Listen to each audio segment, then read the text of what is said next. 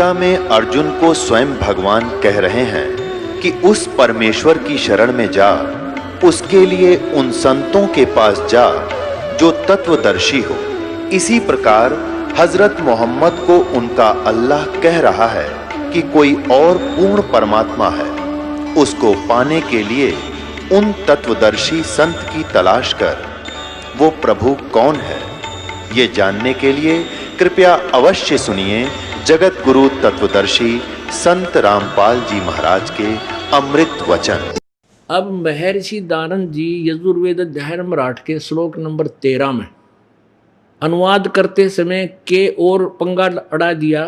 हे सबके उपकार करने वाले मित्र आप। अब पढ़ने वाला न सोचेगा कि महर्षि दानंद ने जो थ्योरी बताई है परमात्मा पाप नहीं काट सकता, और यहाँ लिख रखा है सबके उपकार करने वाले मित्र तुम दान करने वाले के पाप नाश कर देते हो। तो पढ़ने वाला न सोचेगा मित्र के बारे में लिख रखा है परमात्मा के, तो आगे चल पड़ता है। वो ध्यान नहीं देता क्योंकि उसके हृदय में सत्यार प्रकाश का अज्ञान समाया हुआ होता है, इसलिए अभी तक किसी की नजरों में नहीं चढ़ाइए। अब मित्र का यहाँ अर्थ उन्हीं के शब्दों में, दानंद जी के शब्दों में मित्र का अर्थ क्या बताया है कि परमेश्वर समझो। इसका प्रथम समोल्लास से हम लेंगे। ये देखिए वही सत्यार प्रकाश, ये वही सत्यार प्रकाश है।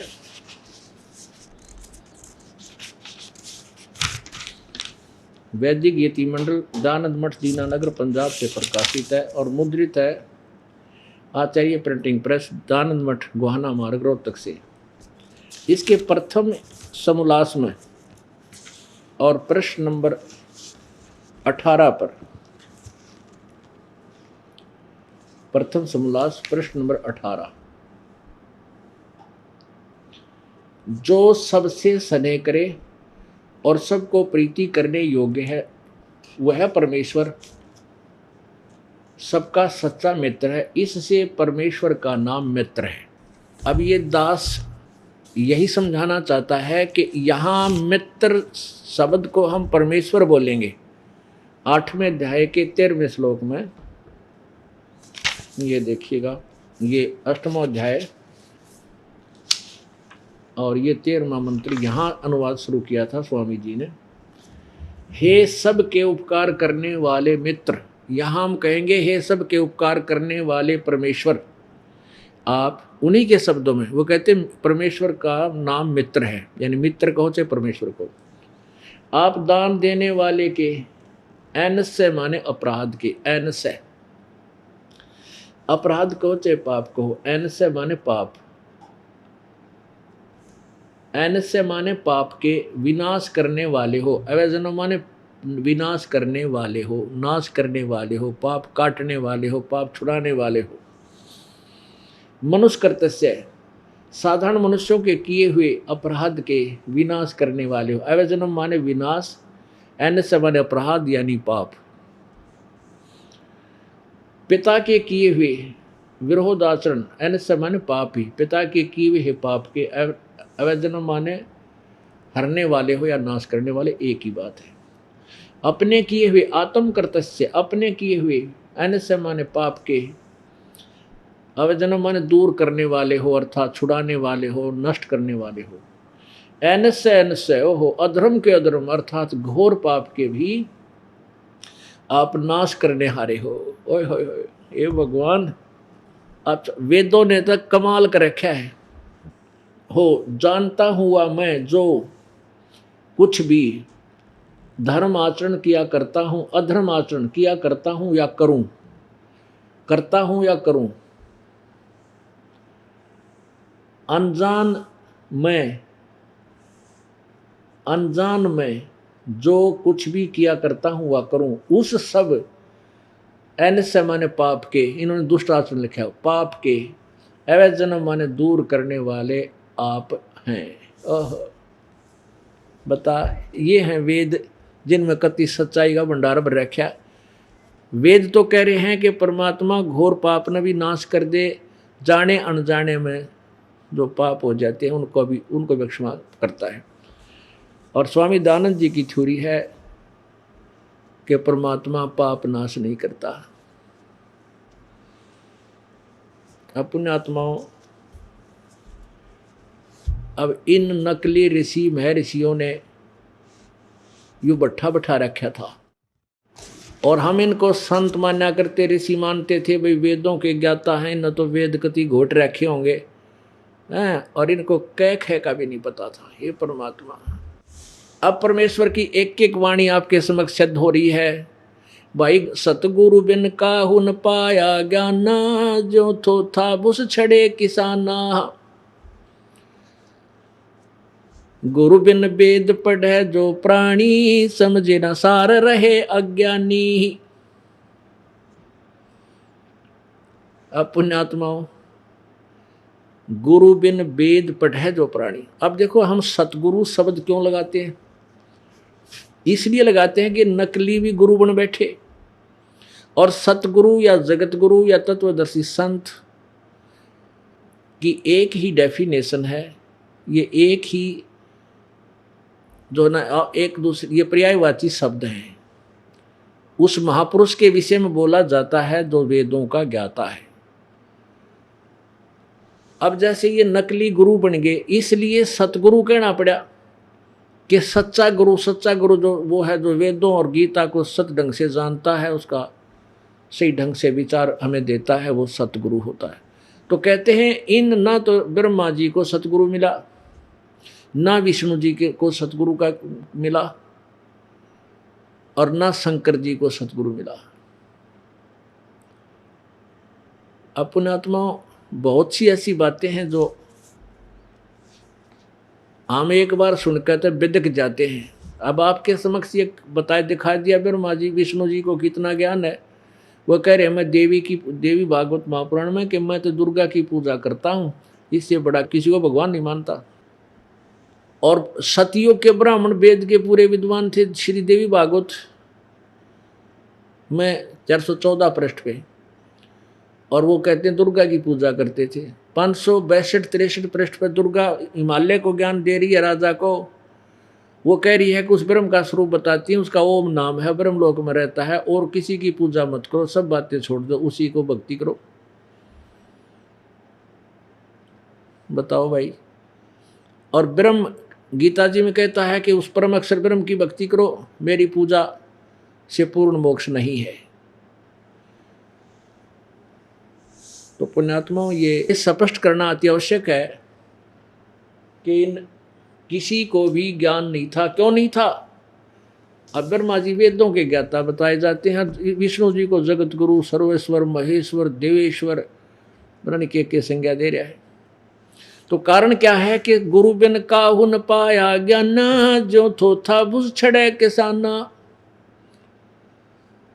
अब जैसे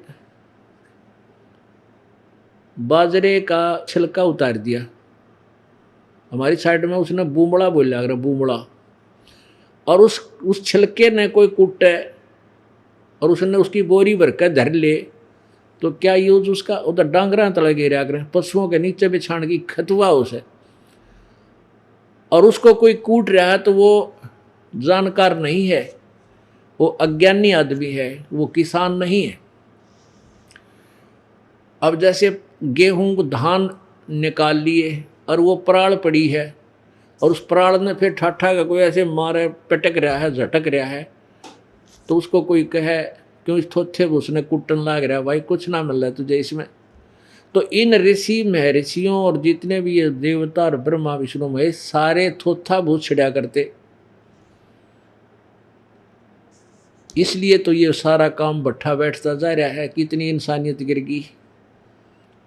अब ये तत्व ज्ञान जो हृदय में समा जाएगा, आदमी को विष दिखाई देगा, जो रिश्वत लेना, चोरी करना, ठगी करना, बदमाशी करना, या कोई बीड़ी शराब तम्बाकू का छूना, विष दिखाई देगा। और किसी की आत्मा नहीं दुखा होगा, चाहे भूखा भी रह ले। तो पुण्यात्माओं, ये ज्ञान होगा सत्संग तय। सत्संग पृथ्वी पर एक ही स्थान पर है, सतलोक आश्रम में पहले क्रोथा में होया करता, वहाँ तो उन कर्म इन्होंने अपने कर्म बिगाड़ दिए, ऐसा अनमोल ज्ञान वहाँ बंद करवा दिया, प्रचार करवा कर। उनको कहते कीड़े पड़ेंगे, बद्दुआ नहीं दे रहा दास, ये सत्कर्म मान लेना, उनके कर्म बता रहा हूँ। क्योंकि इतने शुभ काम बर्बाद आ करें और आप सारा दिन खोटे घोड़े झूठ बोलना, बूढ़ी कर्म करें, तो वो तो बुरा हाल होगा ही होगा। ये तो बट नेचुरल है, मेरे कहने से हो नहीं। मैं और बद्दुआ हम जानते नहीं किसी को देनी। हाँ, रो सकते हैं जो हमें सतावेगा मालिक के सामने। और परमात्मा कहते हैं, कबीर कहे कबीर मेरे संत को दुख ना दीजो कोई, मेरा भगत सताए मैं दुखी, मेरा आपा भी दुख होए। तो वो उनको तो सजा मिला ही मिलेगी, क्योंकि कंस को मिली, रावण को मिली, हिरण्यकशिपु को मिली, सबको मिली, लेकिन ये मार्ग बंद नहीं हो सकता। तो और दूसरा, ये बरवाला आश्रम, इस स्थान के अतिरिक्त पृथ्वी पर सत्संग नहीं है। सत्संग का अर्थ होता सच्चा ज्ञान, शास्त्र अनुकूल सच साधना, पूर्ण उसको जो है समाधान हो, अधिकार हो संत को नाम देने का, और सही वास्तविक मंत्र हो, तो वो सत्संग कहलाता। वहाँ कल्याण संभव है, अवश्यमेव है। तो ये वो स्थान है। अब देखो, एक थोड़ी सी झलक और दिखाता है ये दास आपको। अब देवी क्या बता रही है, हिमालय ने पूछा, ये 7वां स्कंध प्रश्न नंबर 570।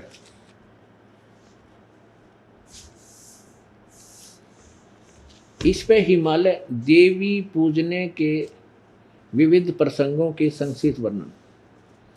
हिमालय ने कहा, देवेश्वरी महेशानी करुणानिधे अंबिके, अब आप अपने पूजन की समूची विधि बताने की कृपा कीजिए। श्री देवी कहती है, राजन क्या कहती है, वेद में कहे। अब वास्तविकता बता रही है, पहले तो अपने बारे में सट्टे मार रखे हैं दुर्गा ने, अब यहाँ अपने वास्तविकता क्या बता रही, वेद में कहे गए धर्म का परित्याग करके जो अन्य धर्म का अवलंबन लेते हैं, राजा को चाहिए कि उन अधार्मिक व्यक्तियों को अपने राज्य से निकाल दे। ब्राह्मण लोग उन अधर्म कर्मों से न अधार्मिकों से न बात करे और न उन्हें अपनी पंक्ति में बैठावें, जो वेद के अनुसार साधना नहीं करते। इस जगत में तरह तरह के अन्य जितने शास्त्र हैं, वे सभी श्रुति और स्मृति से विरुद्ध होने के कारण तामसी कहे जाते हैं। उन शास्त्रों के नाम हैं वाम, कपाल, कौलक और भैरवगम। शिव ने मोह में डालने के लिए इन शास्त्रों का प्रतिपादन किया है। उनमें कहीं कहीं वेद से अविरुद्ध अंश भी हैं। वेदज पुरुष उस अंश को ग्रहण कर लें और तो कोई दोष नहीं। वेद से भिन्न अर्थ को स्वीकार करने के लिए द्विज अर्थात अनाधिकारी है। द्विज सर्वथा अनाधिकारी है। अतएव वैदिक पुरुष सम्यक प्रकार से प्रयत्न करके वेद का ही आश्रय ले, यही शाश्वत धर्म है। और वेद में कितना नहीं रख रखा है देवी की पूजा करो। अरे देवी अपने सट्टे पे साथ में मार रही है, इनको मेरी पूजा ऐसे करनी चाहिए, लेकिन वो उस भगवान की पूजा करो, उस ब्रह्म की, वही सबका पूजा है, और सब बातें छोड़ दो। यानी अपना अहम यहाँ से किसी से नहीं छूटा हुआ है। और जब तक हम अपनी पूजा बंद नहीं करवाएंगे, एक मालिक पास नहीं होंगे, तब तक हमारे अनुयायी जो है पतिव्रता धर्म पर नहीं पहुँच सकते।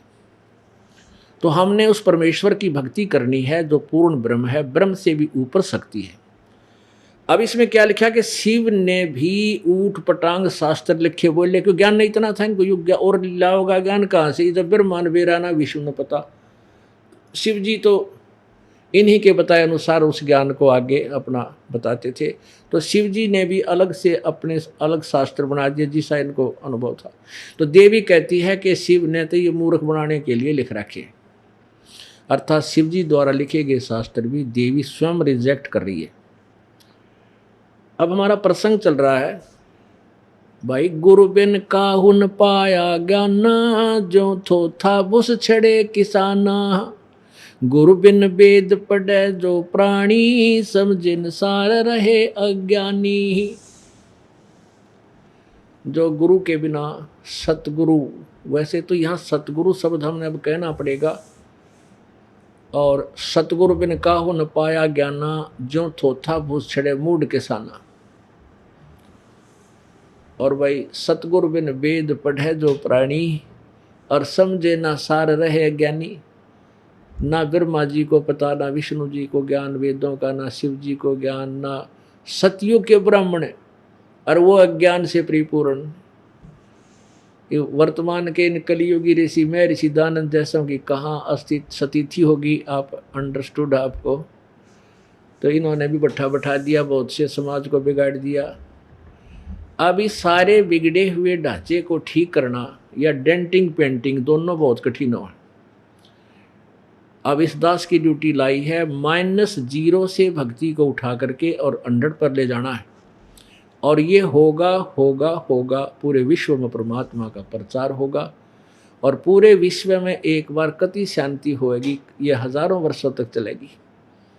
ना तो आग लगी पड़ी है, किसी ने फुर्सत नहीं, 1 मिनट की चैन नहीं। माया जोड़ने की खातिर कोई सा तरीका हो जा, हो कंड करो, कोई बेईमानी का, ठगी का, बाण भाई का प्रेम रहा ना, पिता पुत्र का वो भाव रहा नहीं है। माया माया दिखाई देती है, रिश्तेदारी में कोई प्यार रहा नहीं। आग लगी पड़ी है, सारे शराबी को अभी छोटी सी बात पर रिश्ते नाते कट ऑफ, कोर्टा में धके खांदे अंडे जा। तो ये कोई जीवन रह रहा है, नरक बना लिया हमने अपने जीवन को। अब हम भक्ति करेंगे और माया से हम दूर होंगे और माया हंग मिलेगी। माया तो ये तो बाई प्रोडक्ट है इस भक्ति का।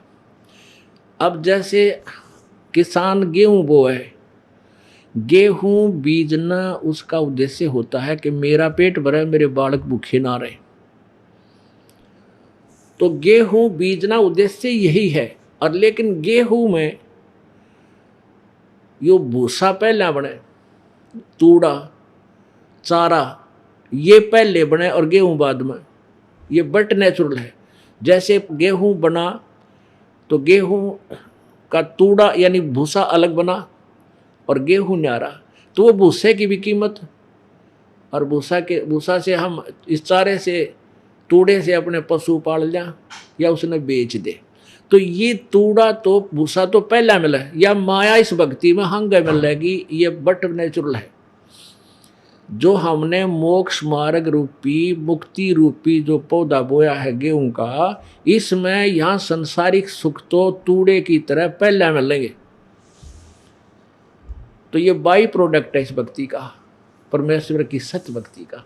और हम इस माया के पास धक्के खाते आंडे, और यह माया फिर आपके पीछे होगी। ये सत्कर मान लेना, क्योंकि परमात्मा के वो फार्मूले हैं। ये ऐसी भक्ति है कि इसमें बिना मांगे आपको भगवान दिया करेंगे। गीता जी अध्याय नंबर 3 के श्लोक नंबर 10 से लेकर 15 में इसका सारांश बताता है ये दास। इसमें ये बताया है कि भाई जो जिनको मनुष्य जीवन प्राप्त है और संस्कार से आपको जो पैसा मिला है, धन मिला है, उसमें से जो व्यक्ति धार्मिक अनुष्ठान में शास्त्र अनुकूल परम संत के माध्यम से नहीं लगाता, वो पापी आत्मा है।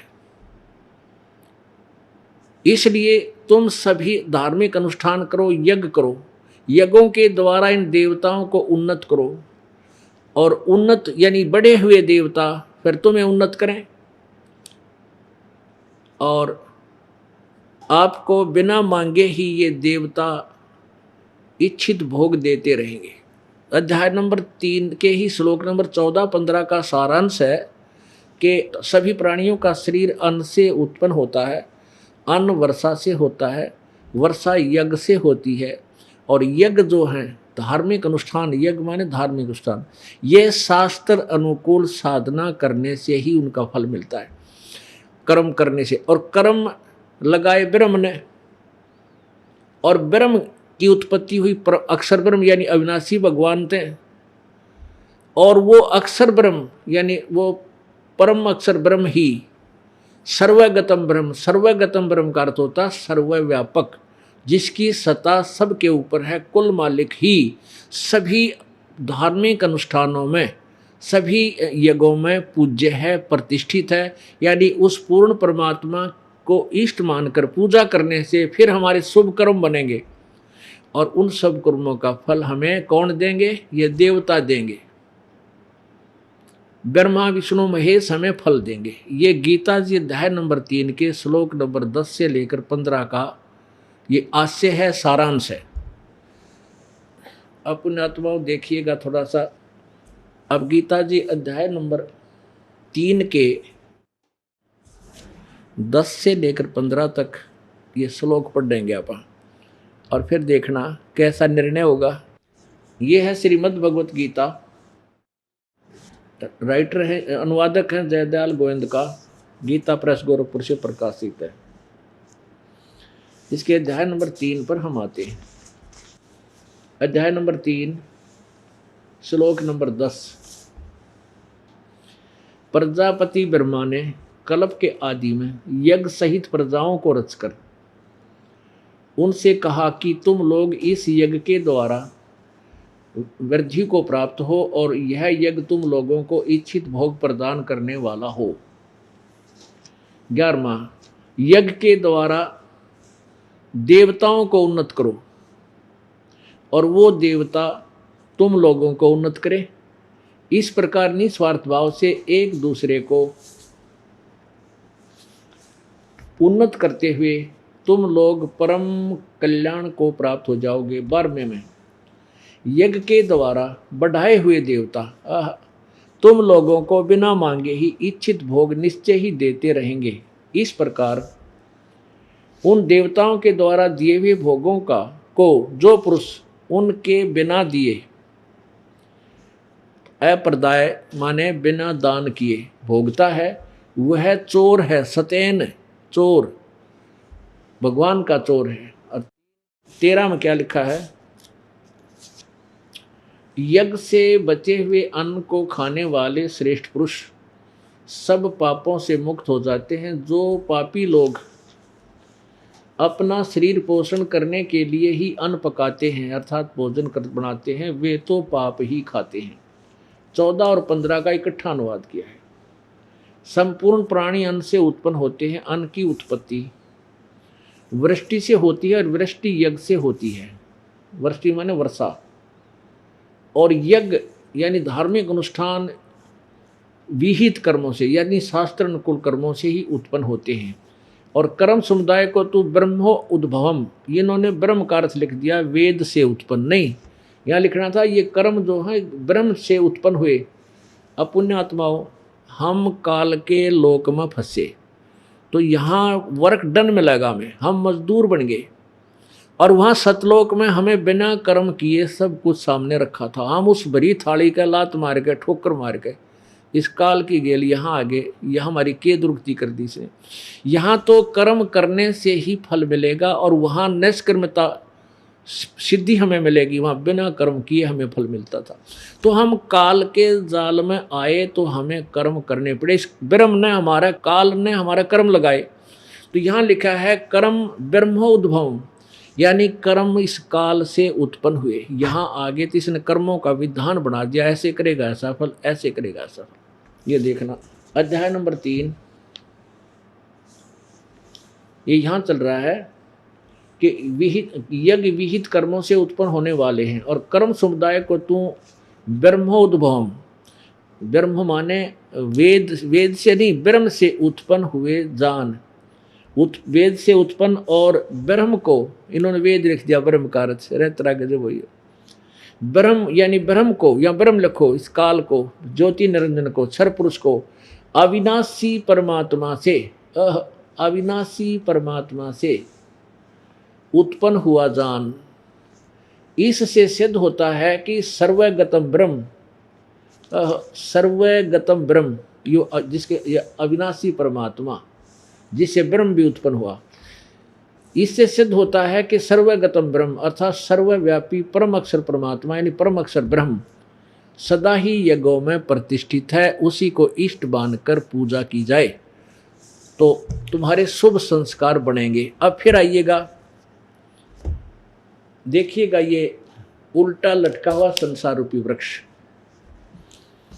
अब यहाँ से क्लियर होगा ये श्रीमद् भगवद गीता का अध्याय नंबर 3 का श्लोक नंबर 10 से 15। ये देखिएगा, ये है उल्टा लटका हुआ संसार रूपी वृक्ष। गीता जी अध्याय नंबर 15 के श्लोक नंबर 1 से 4 और 16, 17 का आशय है। इसमें क्षर पुरुष और अक्षर पुरुष दो भगवान बताए 16वें मंत्र में, लेकिन 17वें में कहा कि उत्तम पुरुष है तू अन्य है, परमात्मा इति उदाहरते ये लोक तरम अविश्य विभर्ति अवैश्वर। जो तीनों लोकों में प्रवेश करके सबका धारण पोषण करता है वो परमात्मा परम अक्षर ब्रह्म है। वो उन दोनों से अन्य है, श्रेष्ठ है, उत्तम है। तो यहाँ ये परमात्मा पूर्ण ब्रह्म तो जड़ है, यहाँ इससे खुराक चलती है तनामाई, ये क्षर पुरुष में, अक्षर पुरुष में यानी पर ब्रह्म में, और इससे चली डार में आई यानी ब्रह्म में अर्थात अक्षर पुरुष क्षर पुरुष में, और फिर इन तीनों देवताओं रजगुण ब्रह्मा सतगुण विष्णु तमगुण शिवजी माई और ये पात रूप संसार, इनके माध्यम से हमें आगे फल मिलेगा टहनी शाखाओं से, यानी ब्रह्मा विष्णु महेश से ही हम ये पत्ते प्रफुल्लित होंगे, हमें यहाँ लाभ मिलेगा। तो यहाँ लिखा अक्षर पुरुष एक पेड़ है, निरंजन वा की डार और तीनों देवा शाखा है ये पात रूप संसार। परमात्मा ने सच्चिदानंद घन की वाणी में 5वें वेद में लिखा है अक्षर पुरुष, ये अक्षर पुरुष तना, इससे ऊपर जो दिखाई देता है ये पेड़ है। अक्षर पुरुष एक पेड़ है, निरंजन वा की डार, ये निरंजन क्षर पुरुष को कहते हैं, क्षर पुरुष यानी ब्रह्म को, और तीनों देवा शाखा है ये पात रूप संसार।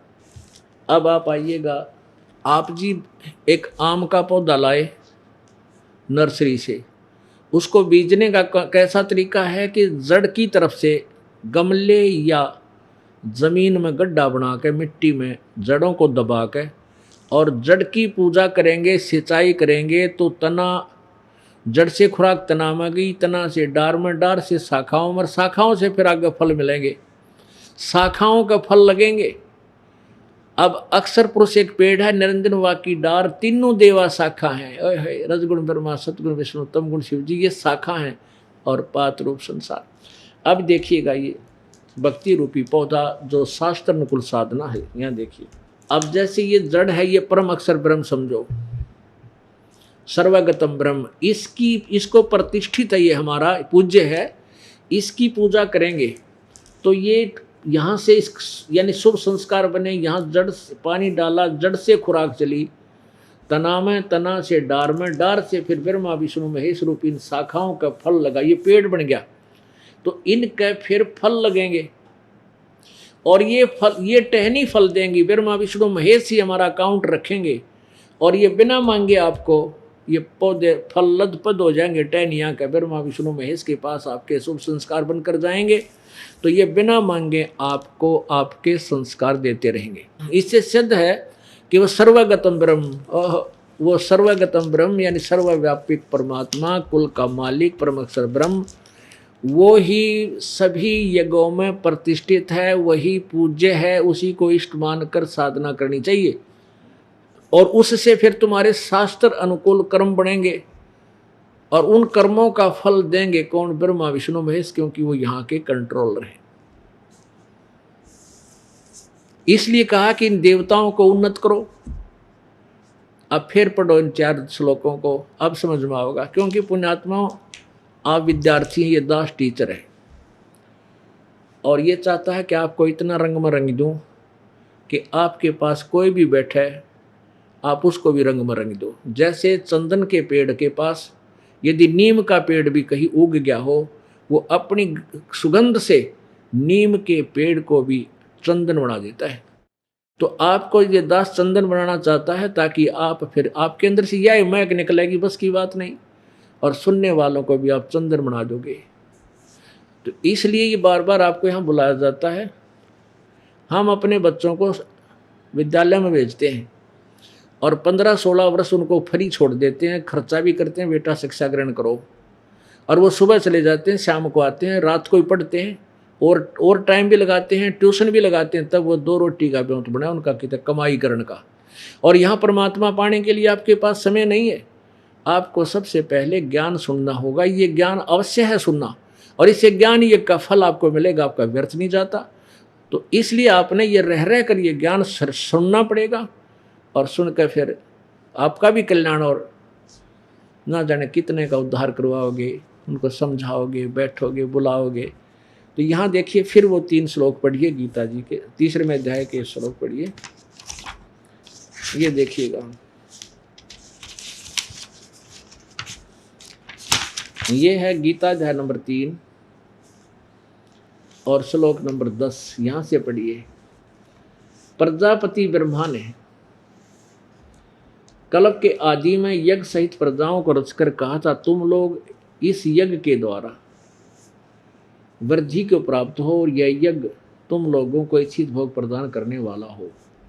11वें में कहा, इस यज्ञ के द्वारा देवताओं को उन्नत करो। यज्ञ माने धार्मिक, शास्त्र अनुकूल धार्मिक अनुष्ठान।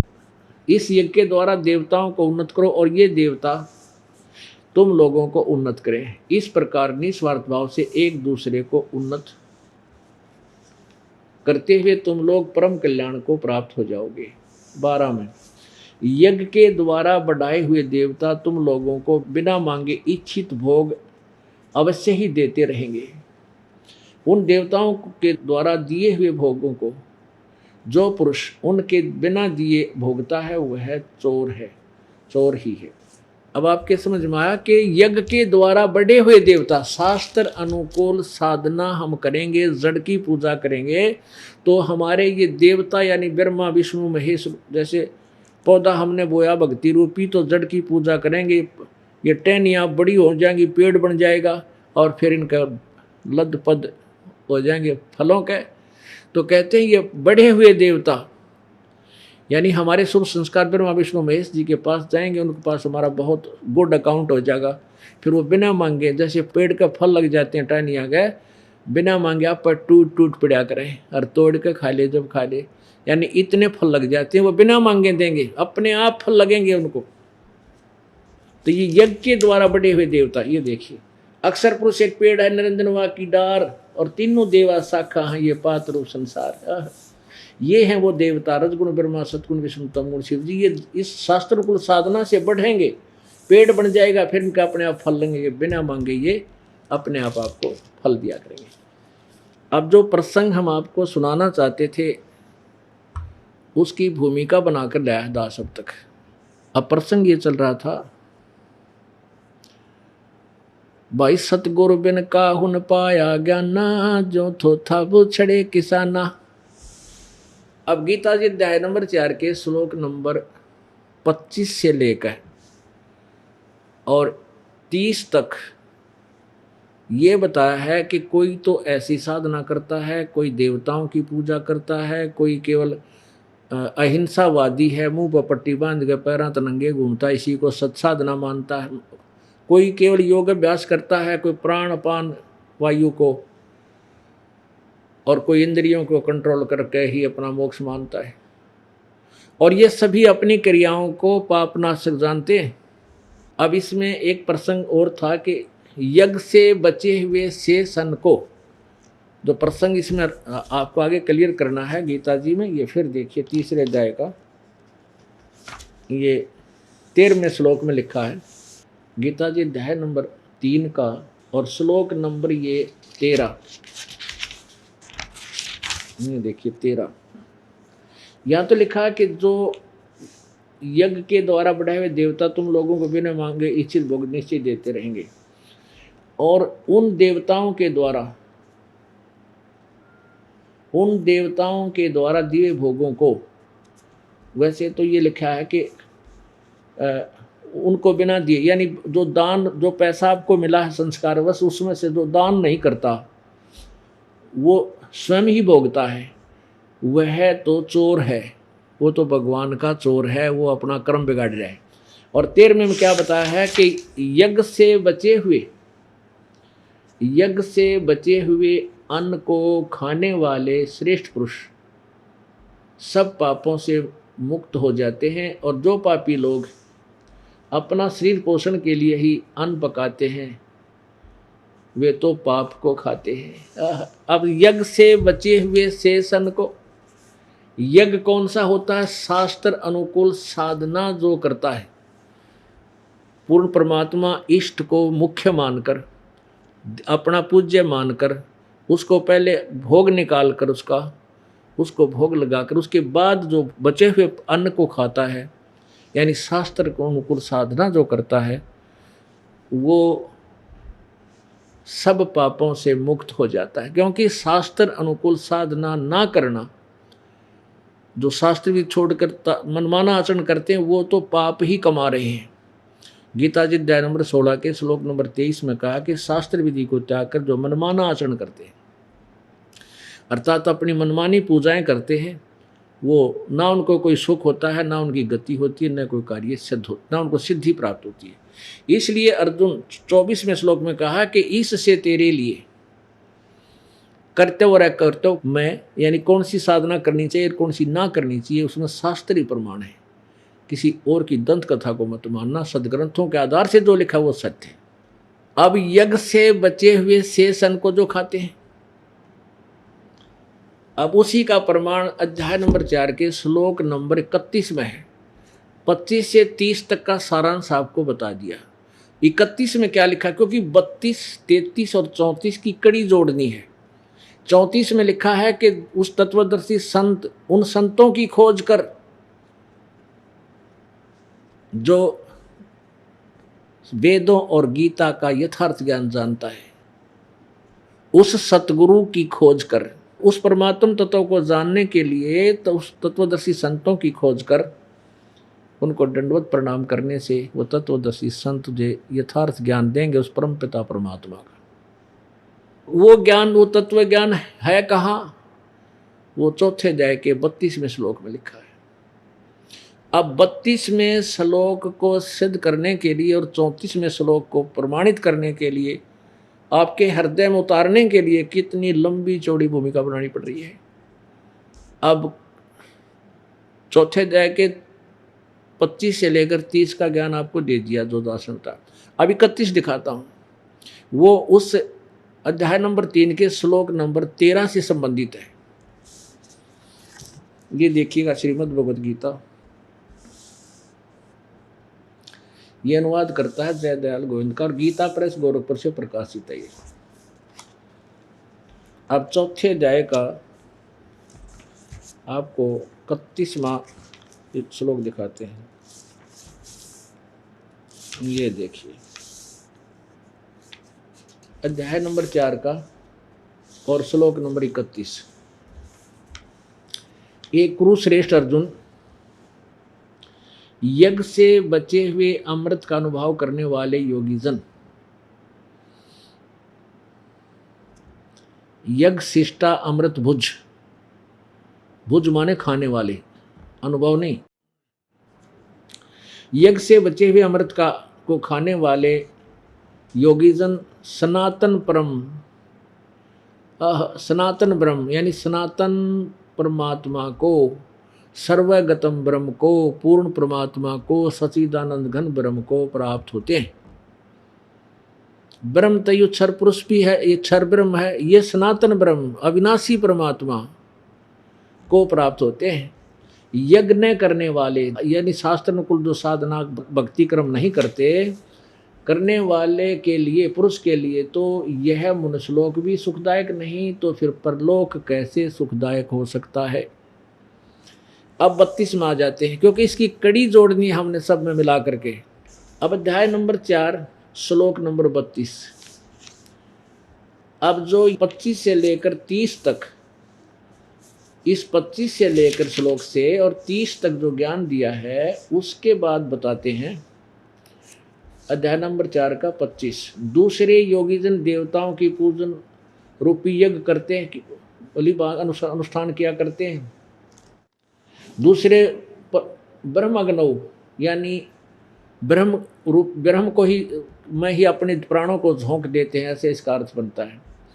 और कुछ आत्म रूपी यज्ञ का हवन करते हैं, यानी अपने आप चिंतन करते रहते हैं अपने बारे में। अन्य योगीजन श्रोत्रों आदि कान आदि को मुंह रोक रख कर उसमें उसी पे अपना जीवन लगाते हैं। दूसरे शब्द आदि यानी शब्द सप्रस आदि को रोकना चाहते हैं। 27 में लिखा है, दूसरे योगीजन संपूर्ण इंद्रियों की क्रियाओं को, संपूर्ण समस्त क्रियाओं को ज्ञान से प्रकाशित आत्म संयमी योग रूपी अग्नि में हवन क्या करते, यानी कुछ संयमी बने रहते हैं और कुछ योगीजन यज्ञ संबंधी द्रव्य संबंधी यज्ञ करने वाले भंडारे भंडूरे करते हैं, कोई तपस्या करते रहते हैं, दूसरे कितने योग याग करते हैं, योग आसन करते रहते हैं, और कुछ अहिंसा आदि तीक्ष्ण व्रतों से युक्त यत्नशील, कुछ स्वाध्याय रूप ज्ञान यज्ञ करने वाले, जो स्वाध्याय का अर्थ होता है प्रतिदिन किसी धार्मिक ग्रंथ का पाठ करना, उसको स्वाध्याय कहते हैं।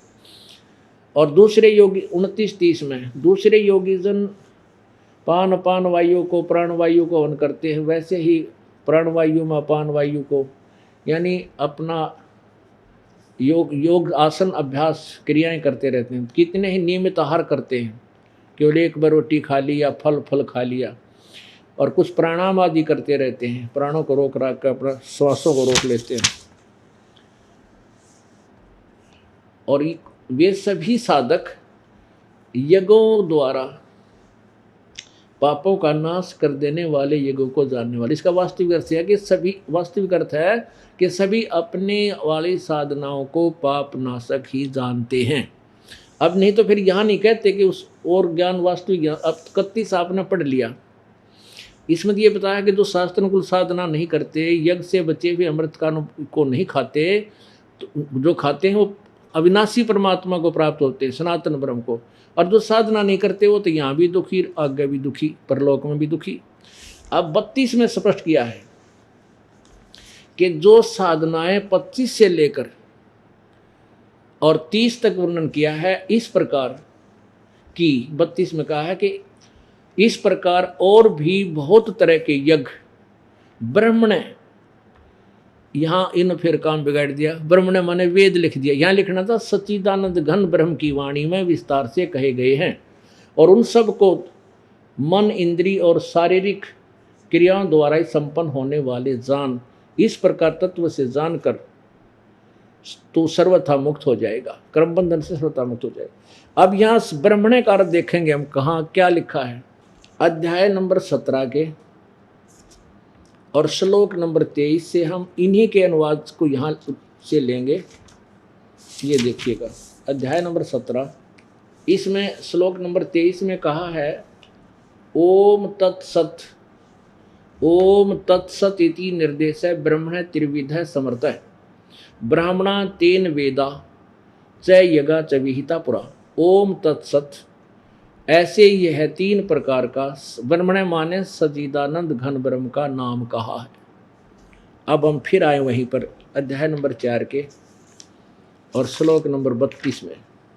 अब यहाँ अध्याय नंबर 4 का श्लोक नंबर 32, इस प्रकार जो 25 से लेकर 30 तक वर्णन किया है, इस प्रकार और भी बहुत तरह के यज्ञ यानी धार्मिक अनुष्ठानों की जानकारी ब्रह्मणे मुखे सच्चिदानंद घन के मुख से उच्चारित उस मुख्य ज्ञान में यानी वाणी में, उस 5वें वेद में कबीर वाणी में विस्तार से कहे गए हैं। उन सबको तू कर्म जान, यानी कर्म करते हुए, कर्म करते करते साधना करना से सफल होने वाले ऐसे जान। इस प्रकार तत्व से जान कर तू उनके अनुष्ठान द्वारा कर्म बंधन से सर्वथा मुक्त हो जाएगा। अब 33 में क्या कहा है कि हे परंतम अर्जुन, द्रव्य में यज्ञ की अपेक्षा, यानी किताब मतलब बिना सोचे समझे कितना धन ला दिया, भंडारे करवा दिया, कितना को मंदिर का लठ गढ़वा दिया। कहते इस द्रव्य यज्ञ की अपेक्षा ज्ञान यज्ञ अत्यंत श्रेष्ठ है, और यौन मात्र संपूर्ण कर्म ज्ञान में समाप्त हो जाते हैं। अब ये क्या कहना चाहा है, और उस ज्ञान को कौन से ज्ञान को, जो चौथे अध्याय के 32वें श्लोक में कहा है कि उस तरह के और भी बहुत से तरह के यज्ञ यानी धार्मिक अनुष्ठानों की जानकारी सच्चिदानंद घन ब्रह्म की वाणी में यानी उस तत्व ज्ञान में लिखे हैं। चौथे अध्याय के 34वें श्लोक में कहा है कि उस ज्ञान को तू, ये चौथा अध्याय और 34वां श्लोक, उस ज्ञान को, ओह चौथे अध्याय के 32वें श्लोक में जिस सच्चिदानंद घन की वाणी के 5वें वेद के ज्ञान के विषय में, तत्व ज्ञान के विषय में कहा है, उस ज्ञान को तू तत्वदर्शी ज्ञानियों के पास जाकर समझ। उनको भली भांति दंडवत प्रणाम करने से, उनकी सेवा करने से और कपट छोड़कर सरलतापूर्वक प्रश्न करने से वे परमात्म तत्व को भली भांति जानने वाले ज्ञानी महात्मा तुझे तत्व ज्ञान का उपदेश करेंगे। अब वो तत्वदर्शी संत होगा कैसा? 15वें अध्याय के प्रथम मंत्र में उसका स्पष्ट वर्णन होगा। ये सत्संग आपको कल सुनाएंगे। बोलो सतगुरुदेव की।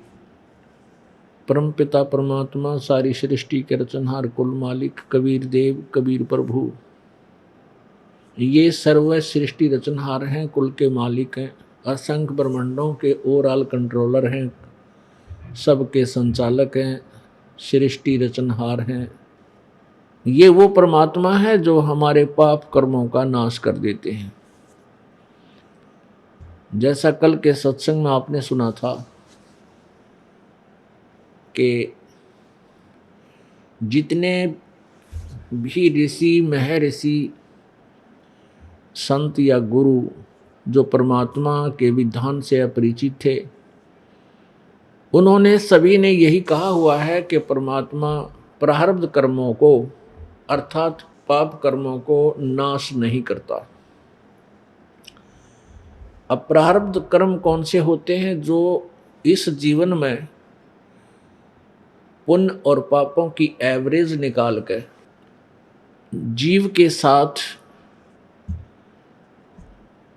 यहाँ भोगने के लिए परमात्मा ने उसको आदेश दिया हुआ होता है। हमारे संचित कर्म होते हैं। संचित कर्म उनको कहते हैं जो युगों युगों से हम इकट्ठे करते आ रहे हैं, जिनमें पुण्य और पाप दोनों, उन दोनों की रेशो लेता है प्रभु जब आपको मानव शरीर देता है। जिनके पूर्व जन्म के पाप अत्यधिक हैं और पुण्य कम है, उसी तरह उनको रेशो से, उसी अनुपात से मनुष्य जीवन के अंदर भोगने के लिए दोनों ही दिए जाते हैं। जिस कारण से इस जीवन में वो प्राणी जिसके पाप अधिक हैं वो अधिक कष्ट उठाता है। उसके ऊपर आपत्तियों पर आपत्ति आती ही रहती हैं। तो इसके विषय में कहा है कि जो दुख तुम्हारे भाग्य में लिखा है वो तुम्हें भोगना ही पड़ता है, उसका कोई विकल्प नहीं। किसने कहा है? जो परमात्मा के विधान से अपरिचित रहे, जिनको तत्व ज्ञान नहीं था, जिनको तत्वदर्शी संत नहीं मिला। उन ऋषि महर्षियों देवताओं का एक ही विधान, एक ही जैसा सिद्धांत, एक ही जैसी व्याख्या थी, एक ही जैसा अनुभव उनका था। क्या था? कि परमात्मा निराकार है और परमात्मा पाप नाश नहीं करता। किए हुए कर्म तो भोगने ही पड़ते हैं। पुण्य और पाप दोनों भोग कर ही उनका अक्षय होता है, नाश होता है। जबकि पूर्ण परमात्मा के विधान में, पवित्र वेदों में स्पष्ट लिखा है, यजुर्वेद अध्याय नंबर 8 के मंत्र नंबर 13 में 6 बार लिखा है कि परमात्मा पाप नाश कर देता है, पापों को खत्म कर देता है, छुड़ा देता है पापों से। जब हमारे वेद सत्य हैं, हम वेदों को सत्य मानते रहे, तो उन महापुरुषों ने ये सिद्धांत कहाँ से लिया कि परमात्मा पाप नाश नहीं करता, कर्म तो भोगने ही पड़ते हैं। पुण्यात्माओं, यदि हमें जो पाप हैं उनके आधार से जो दुख है वो भोगना ही है, वो पाप हमें भोगने से ही समाप्त करना पड़ेगा, तो फिर भक्ति की आवश्यकता ही समाप्त हो जाती है। कोई भक्ति नहीं करना भगवान की चाह रहे, क्योंकि हम परमात्मा को इसलिए ढूंढते हैं कि हमारे ऊपर जो आपत्ति आई हुई है या दूर हो। हमारे ऊपर आपत्ति आई है पाप से, और पाप कटेगा तो हमें सुख मिलेगा। जैसे पैर का कांटा निकलेगा तो दुख पीड़ा दूर होगी। आपको कल दिखाया भी था कि ये सभी सिद्धांत ऋषियों यानी देवताओं के गुरु बृहस्पति का और राक्षसों दैत्यों के गुरु शुक्राचार्य का और पुराणों के राइटर वेदों और गीता के राइटर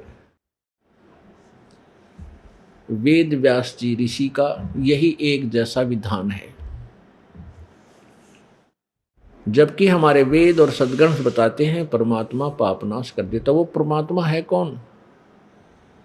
यजुर्वेद अध्याय नंबर 5 के मंत्र नंबर 32 में कहा है कि कबीर अंगारी हसी बम्भारी हसी। अंगारी अग्ग माने पापों का, अरी माने शत्रु, पाप काटने वाला, पाप नाशक, पापों का शत्रु। कबीर अंगारी हसी बम्भारी हसी, बम्भारी माने बंदी छोड़, बंधनों से छुड़ाने वाला, हम उसको बंदी छोड़ कहते हैं। वो परमात्मा कबीर है।